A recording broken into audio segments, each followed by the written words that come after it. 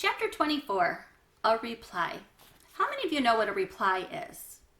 If you said that it's an answer to something, you're absolutely right. So if I was to send out invitations to a birthday party and I ask for you to reply, that means I ask that you tell me if you're coming or not. So you just have to answer. So this chapter is called a reply. Who do you think got the reply and who do you think they got it from? Let's read. "Bet," said Mr. Grayson as the students filed into the classroom, "you got an email from Dr. Jerry Dragoo." "He wrote back?" Bet said, his heart beating faster. There were only a few days left until Thor was supposed to go to the rescue center, and he had almost given up hope. "What did he say?" "You can read it at recess," Mr. Grayson said. "It's a nice email." "I want to read it now." All the other kids were at their desks, but Bat was still standing in the aisle. He felt his hands pull up tight against his sides the way it did when he was excited. "At recess, Bat," said Mr. Grayson. Bat hated waiting. He hated waiting. It was stupid to wait for something if there was no good reason that it couldn't happen now. Who cared if class started a few minutes late, if it meant that he could read his email? A real-life skunk expert had written to him. That was certainly more important than anything Mr. Grayson had planned right now. Had a real-life skunk expert ever written to Mr. Grayson? Almost certainly not. "Mr. Grayson, I think you should let me read my email now," Bat said. "Bat," Mr. Grayson answered, "sometimes we have to wait. It's good practice to delay gratification." Well, there's a big word, isn't there? Gratification. That means that when you get something, like you're waiting for it and you get something in return, you're very satisfied. And so you have to wait for that satisfaction. Bat didn't really know what Mr. Grayson meant by that, but he knew it meant that Mr. Grayson wasn't going to let him read the email right now. He wanted to insist, and he would insist if he thought he could change Mr. Grayson's mind. But Mr. Grayson looked serious, so Bat reluctantly went to his seat. "Too bad," said Israel, putting down the book he had been reading.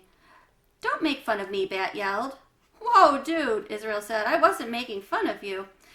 "Bat," said Mr. Grayson, coming over to his desk, "what on earth is the matter?" "Israel was making fun of me," Bat said. "I was not," Israel said. "I just said it's too bad Bat can't read his email right now." "You don't really think it's too bad," Bat said. He kept his eye on the surface of his desk, running his gaze over the wood grain. "You don't know what I think, Bat," said Israel. "You don't know everything." "Bat," said Mr. Grayson, putting his hand on Bat's shoulder. The weight of his hand felt good.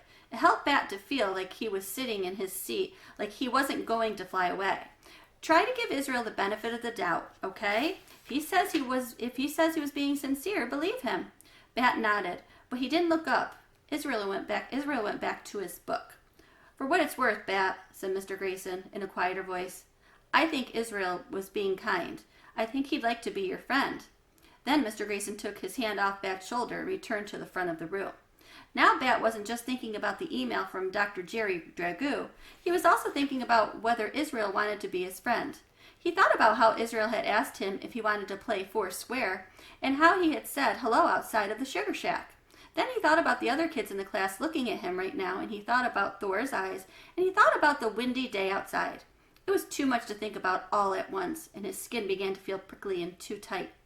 But he couldn't take off his skin, so instead, he reached into his backpack for his earmuffs and slipped them on. The classroom noise around him faded, and Bat's skin calmed down. Bat looked at the clock above the classroom door. It was 8:55. Recess was at 10:15. That was exactly 1 hour and 20 minutes away. He could wait that long. He didn't like it, but he could do it. Time was a funny thing.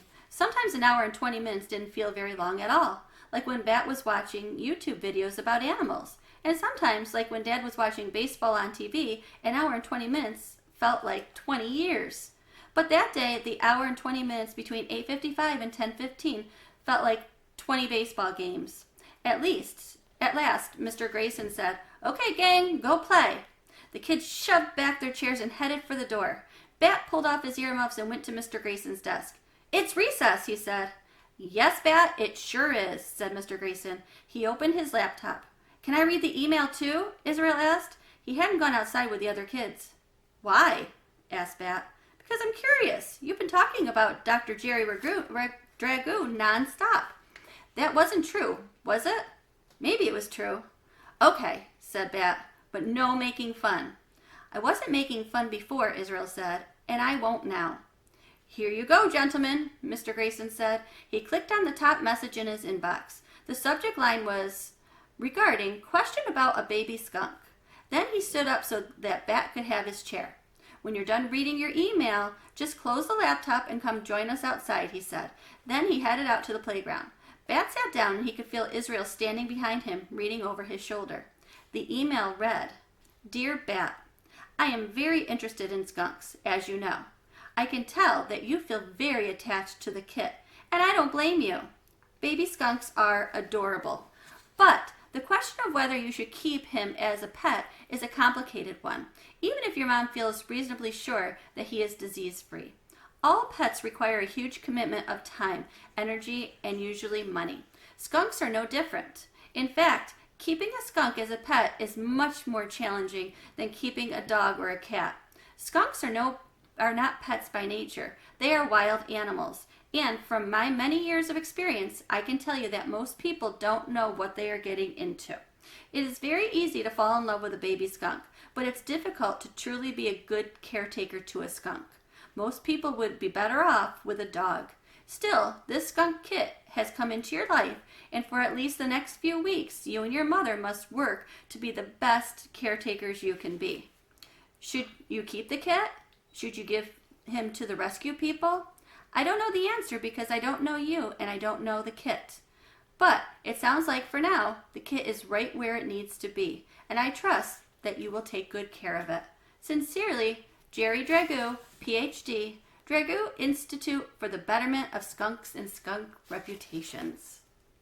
What a nice email that was sent. So cool. That's too bad, said Israel. What's too bad? Asked Bat. That the skunk guy doesn't think you should keep the kit. That's not what he said Bat. Well, he didn't say that he'd tell your mom to keep him. He didn't say that skunks make good pets. That's true, said Bat. But he didn't say we shouldn't keep Thor either. He said that a good caretaker makes a good pet. So all I have to do is be the best caretaker in the world and convince my mom to let me keep raising him. I can do that. Bat closed Mr. Grayson's laptop, absolutely determined to become the very best caretaker that a skunk has ever had. Can I come over sometime? Israel asked. Why? Said Bat. I don't know, said Israel. To hang out and maybe meet Thor? It's okay with me, Bat answered. I'll have to ask my mom. And that's the answer. That's the end of this chapter.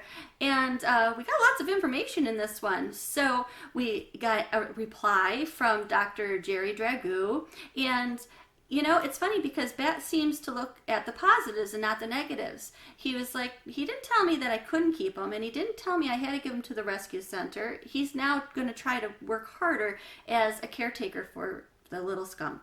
So that was a positive. And it's also interesting, too, that Bat is now getting a friend. So he's going to have a friend come over. And how do you think his family's going to react? Do you think they're going to be surprised? We'll find out.